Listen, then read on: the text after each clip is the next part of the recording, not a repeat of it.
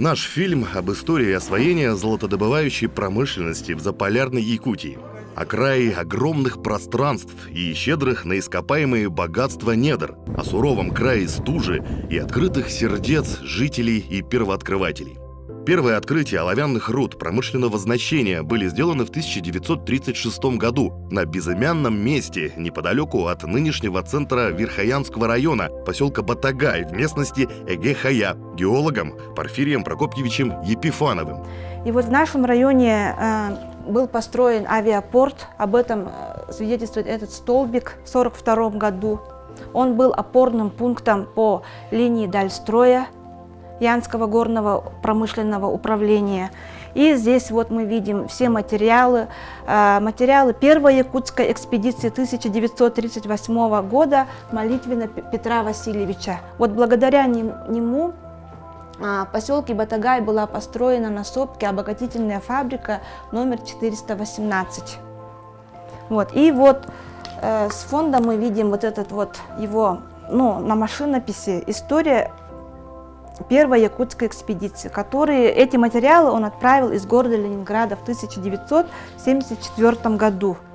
Это как он из города Ленинграда через Большой Невер поездом, потом уже на лошадях сюда продвигался и испытывал препятствия. Об этом вот написано.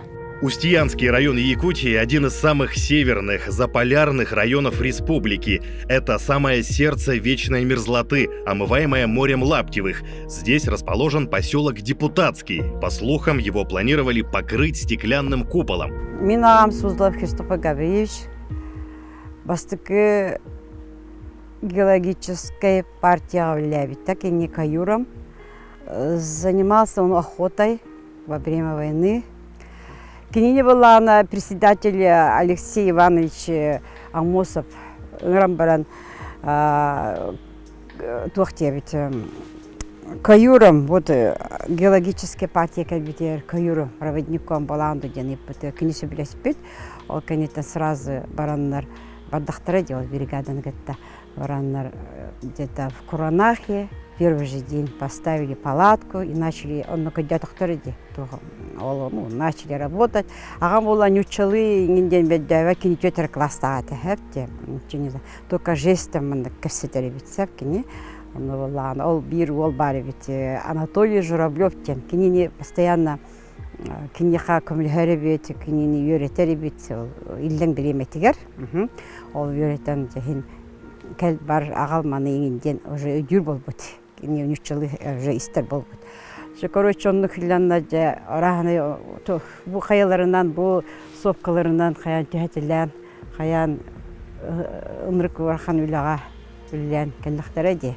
Высокий транспортер кинерга просто олень упряжка была, упряж олень уляндар. Ол время было погода вот такая, ведь постоянно хамыр, арда, хар, тыл, сиктах, баратасик. Что-то он нуквилендер, арайбикин, юрика тюболбут. Бубеттах вот так, тугары ешкетер, кален палак, который вот тараja. Он нами кодят тараja, он буланнар. Будоннар бут юрилere көтүлере стангалаһын баа кине кодда. То төлүгөр иден кине баранита. Дебу бихи хами шугай ту булбут бихи коддавсы бит. Бу тас бөгөл бахти дебит он хепти. Туонну ту он кине коддары бу каситериттен. Кара тас бискуче бай таа коддөрөлдөр хеп. Бу бар хами ден. Жонду булактары ди. Ол 2 августа 2006 Самый из сюраттан сюрагар бу духатыга халлар бутаден мин тухпунан химбирахалы бут бехөлактен ханата дикени. Вот кининен раннар бу бехөлак открытиетгер. В лучшие времена в поселке жили около 14 тысяч человек. Здесь была буквально артерия северной промышленности. Рядом также быстро появились промышленные поселки. Район быстро прогрессировал, ничего не предвещало беды. После перестройки некогда процветающему району пришлось столкнуться с тяжелыми временами. На самом деле горнодобывающий кластер в Устьянском районе был создан в 50-е годы.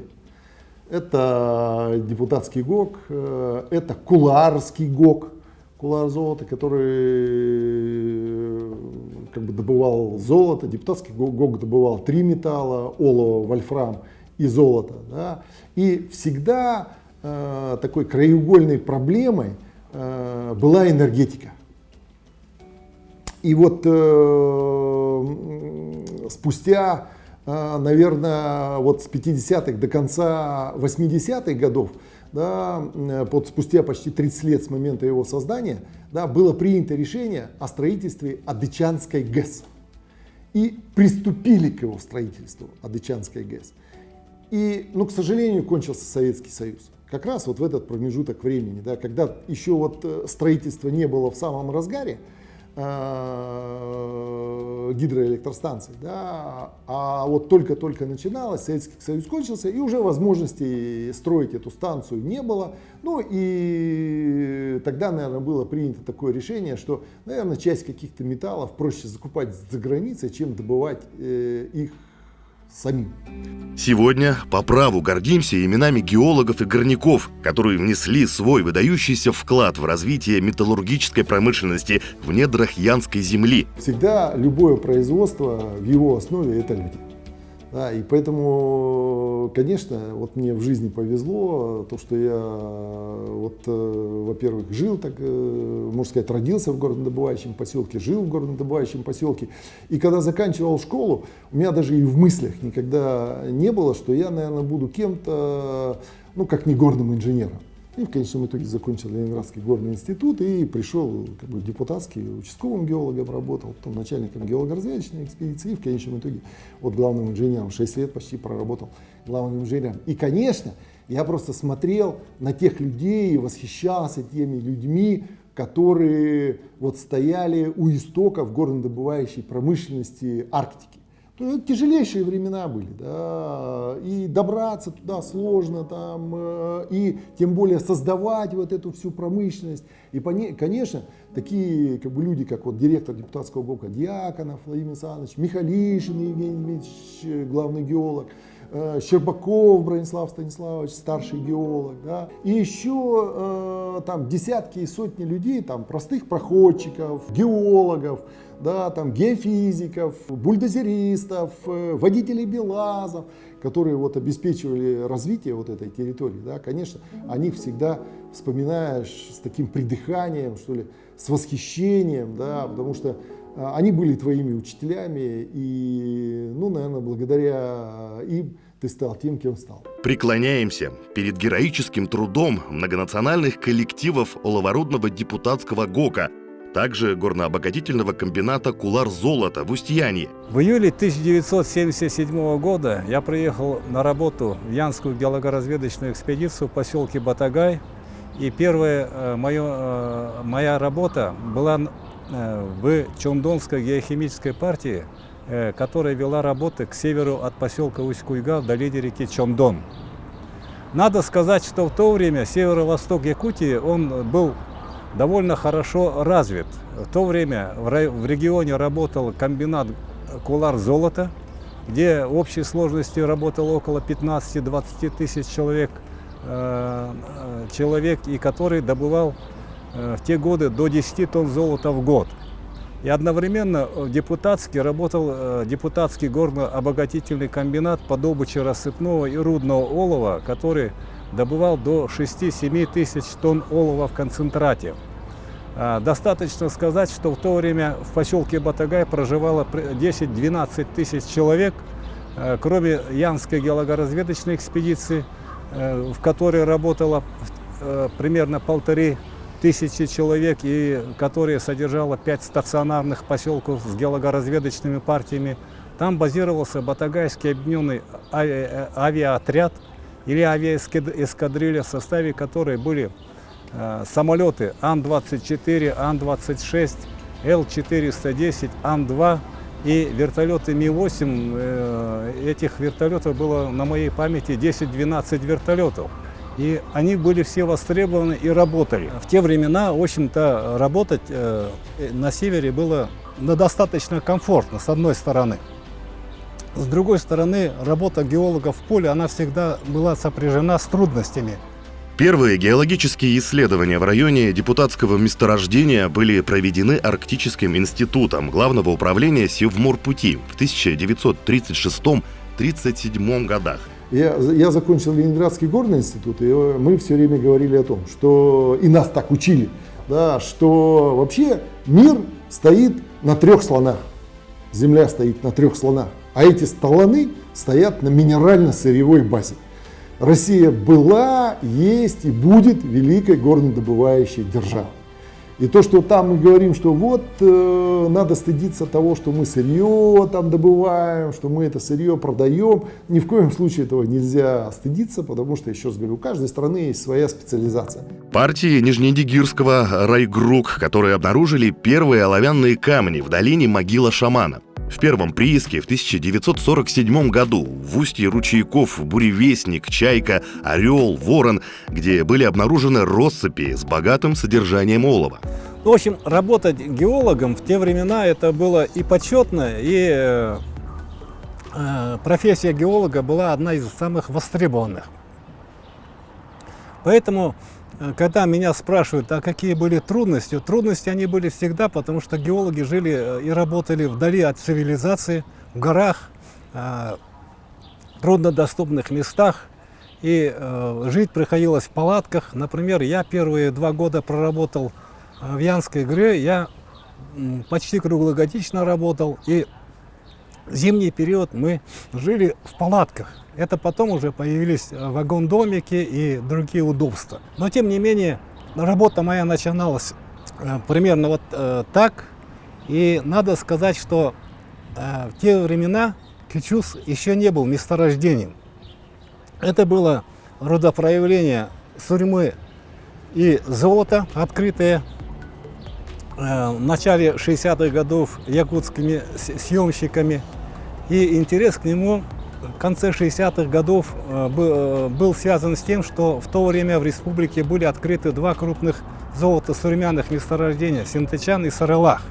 И в связи с этим в 1971 году на Кючусе были проведены поисковые работы для именно оценки возможности выявления месторождений этого типа. Но эти работы не принесли положительного результата, и поэтому какое-то время работы были приостановлены на Кючусе. В 1978 году мне, еще молодому специалисту, поручили написать проект на производство поисковых работ на Нижнекючусском рудопроявлении, так она тогда называлась. И в 1981 году по работам, которые были заложены в этом проекте, а там было заложено 3 профиля колонкового бурения скважин глубиной до 150 метров, были вскрыты мощные рудные зоны с другим типом, золото-сульфидным типом оруденения, не золото-сурьмяным, а золото-сульфидным.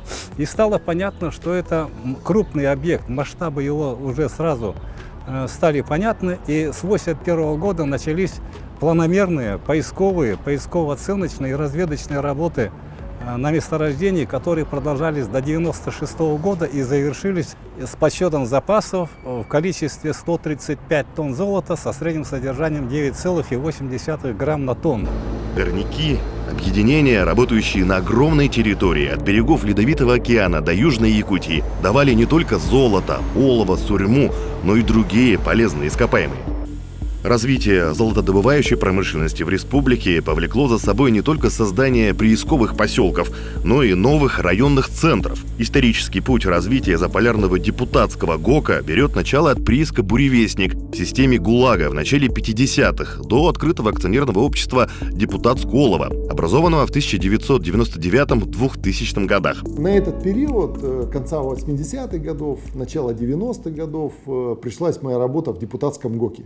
Вообще, все, что касается промышленности Арктики, это моя жизнь. Я родился в Батагае, я закончил школу в депутатском, 10 лет там отучился, да.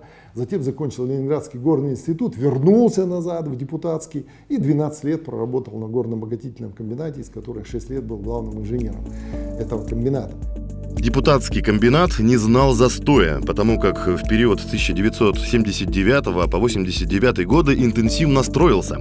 Депутатский ГОК прошел все стадии взлетов и падений.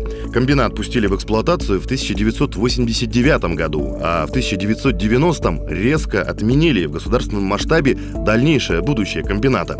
По этой причине его пришлось останавливать и консервировать на последних предпусковых этапах строительства. В 1986 году была запущена первая очередь депутатского ГОКа, да, затем была запущена ее вторая часть первой очереди в 1989 году, и до, по сути дела, середины 2000-х годов этот комбинат продолжал работать, наш комбинат продолжал работать и, в общем-то, добывал практически более 50% олова Советского Союза, да, а затем и олова Российской Федерации. Ну, напомню, что мы добывали 3 металла: олово, вольфрам и золото. И вот то, что сегодня наш район, по сути дела, переживает второе рождение, да, опять-таки это все благодаря тому, что есть полезные ископаемые на данной территории. В ответ на многолетние ожидания в район вернулась промышленность. Прямо сейчас идет комплексная работа по формированию Устьянского горно-промышленного кластера. По данным Министерства промышленности и геологии Якутии, за январь-сентябрь 2023 года на территории Устьянского улуса добыто 843 килограмма золота, что составляет 174% к соответствующему периоду прошлого года. Одна из наших специализаций нашей страны – это горнодобывающая промышленность и полезные ископаемые. Другое дело, что уровень переработки этих полезных ископаемых, да, он должен быть значительно глубже. Да, что мы не просто концентраты должны производить, а мы должны производить конечный металл и продукты из этого металла. Да. Если мы говорим там про олово, то это припои всевозможные, это всевозможные сплавы, это в конечном итоге оловянная жесть, там, ну и так далее, и так далее. Да. И если мы говорим, допустим, про золото, ну, не берем его накопительную часть, да, то это, конечно, тоже в большей степени то, что используется в промышленности, и это то, что в конечном итоге используется в ювелирной промышленности. Да. Я помню, все время Михаил Ефимович Николаев, наш первый президент, все время говорил, что вот как бы, если мы берем стоимость золота, это одна цена. Если мы берем уже стоимость золотых изделий, то это уже многократно большая цена. А если мы берем стоимость золотых изделий с бриллиантами, то это вообще, что называется, космос по цене, это совершенно другая добавленная стоимость и так далее, и так далее. И вот, конечно, вот к этим переделам мы должны стремиться. Огромные перспективы на развитие связаны с освоением Кючуского горно-промышленного кластера. Что немаловажно, проект получает поддержку на федеральном уровне. Не так давно премьер Михаил Мишустин подписал распоряжение правительства, необходимое для строительства АЭС малой мощности возле золоторудного проекта Кючус в Якутии. Согласно презентации проекта, представленной в ходе Северного форума еще в 2022 году, на Кючуском кластере ожидается создание 6000 рабочих мест. Стоимость оценивается в более чем 272 миллиарда рублей. Проектная мощность – 10 тонн золота, 5000 тонн олова. Как заявил министр России по развитию Арктики и Дальнего Востока Алексей Чекунков, Кючусский промышленный кластер заслуживает того, чтобы его признали территорией опережающего развития. Теперь, что такое специализация на сегодняшний день Устьянского района? Да? Это олово и золото. И вот месторождение Кючус, которая сегодня вкупе строится вместе с атомной электростанцией, это приходит совершенно другая энергетика, да, это даются совершенно другие возможности для этой территории. Самый крупный инфраструктурный проект, который обещает нашему району перспективы и перемены, это строительство в поселке Усть-Куйга атомной станции малой мощности на базе реактора РИТМ-200Н. Завершение проекта по плану ожидается в 2028 году. В августе 2023 года в рамках реализации этого проекта состоялось торжественное открытие городка строителей атомной станции. Тем временем продолжается строительство второй очереди городка. Что такое строительство атомной электростанции в поселке Усть-Куйга? Это не только месторождение Кючус, это возможность к такому относительно дешевому производству электроэнергии подсоединить Батагай и подсоединить тот же депутатский ГОК, построив везде вот здесь линии электропередач, и где-то их даже дотянуть до Абыйского района, да, то есть это совершенно другая жизнь, другое качество жизни и другие возможности для развития горнодобывающей промышленности, для развития ее многих переделов, да, и в том числе, конечно, для социальной жизни. Да. Поэтому вот развитие вот уже на этом этапе вот этого горнодобывающего кластера золото-оловянного, да, создает принципиально другие условия для возможности развития Арктики. И вот мы здесь упомянули о строительстве линии электропередач, например, туда, в низовье Яны. Да, это что такое низовье Яны? Это Нижнеянск, да, это Северный морской путь. Да, то есть это совершенно такая как бы уникальная возможность через энергетику обеспечить развитие наших северо-восточных арктических территорий. Сельское хозяйство Устьянского района сегодня уверенно занимает лидирующие позиции по основным сельхозотраслям, оленеводству и рыболовству, которые составляют основу быта людей на севере. Количество оленей выросло с 24 203 голов в 2018 году до 32 756 голов в 2024 году. Район не только активно развивается в этом направлении, но и является донором для развития оленеводства у соседних районов. 3384 рогатых красавца из Устьянского района в прошлом передали в нуждающиеся хозяйства других улусов. Момский район 1200 голов, Булунский район 700 голов, Эвино-Бытантайский район 850 голов и Кобейский район 634 головы. Добыча рыбы по аналогичным датам показывает практически двукратный рост с 564 тонн в 2018 году до 1216 тонн по итогам 2023 года. Любое действие, которое мы совершаем, да, вот любое действие, оно так или иначе связано с воздействием на природу. Да. Но сегодняшние технологии, они позволяют это воздействие минимизировать. Да? И вот те технологии, которые сегодня существуют в атомной энергетике, да, создание вот этих так называемых атомных станций малой мощности, да, они позволяют мне, например, как инженеру, с уверенностью говорить, что это совершенно безопасные для человека и природы технологии. Больше того, надо и как бы еще и дальше посмотреть, да, вот есть станции большой мощности атомной, да, есть станции малой мощности, о которой мы сейчас говорим, которая будет стоять в Усть-Куйге, но есть еще одно направление, это станции, атомные станции микромощности, да, это те, которые сегодня могут обеспечить малые населенные пункты, где нужна энергия там в 500 киловатт, в мегаватт, и которые могут создать совершенно другое качество жизни.